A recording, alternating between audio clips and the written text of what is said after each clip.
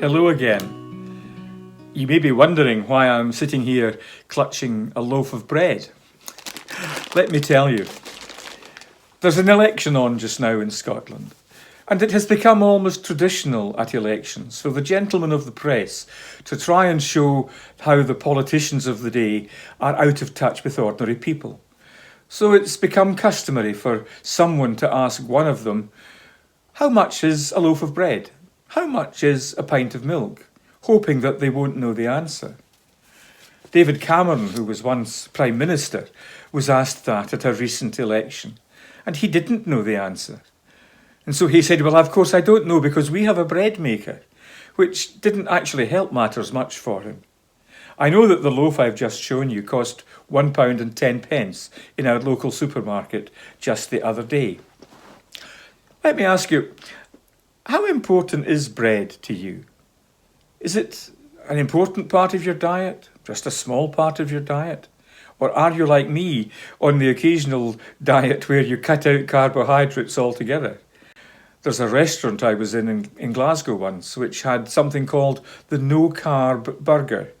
It's a beef burger like any other, cheese and all the various trimmings on top, but it came not in a bun, but between 2 leaves of iceberg lettuce.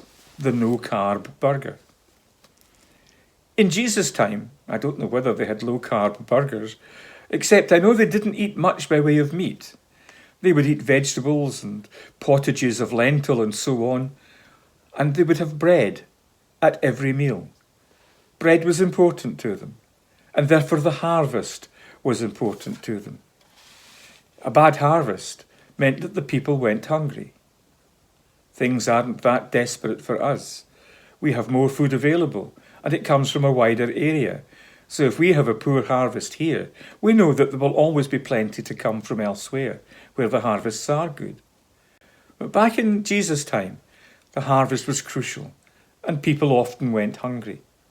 So when Jesus said to his followers, as he did once, "I am the bread of life," it would have meant something to them, because bread was important to them.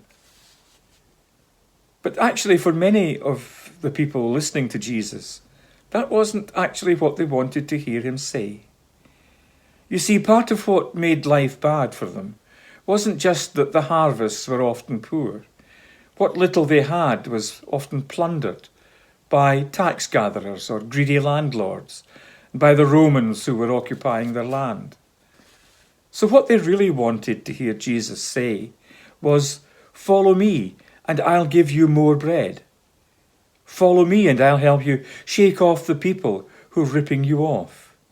Follow me, and I'll help you drive out the Romans."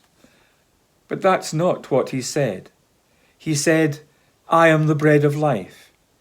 Not "I'll give you bread," but "I am the bread of life." And why is this important? Jesus was saying, there's more to life than what happens in the here and now. It's not this world that's important. The next is. With bread there is existence. With Jesus there is fullness of life, real life, everlasting life. If we believe in him, if we have faith in him, if we accept him as the bread of life, we enter into the greatness and the glory of his heavenly kingdom. Now there's the prospect. God bless you and yours today and always. Bye for now.